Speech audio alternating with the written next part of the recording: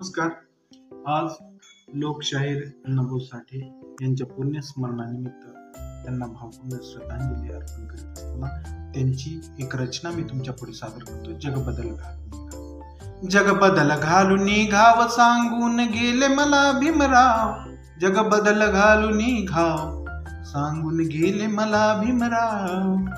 गुलामगिरीच्या या चिखलात ऋतून बसला काय रावत. अंग झाडून निघ बाहेरी घे भिनीवरती धाव. जग बदल घालून घाव गेले सांगून मला भीमराव.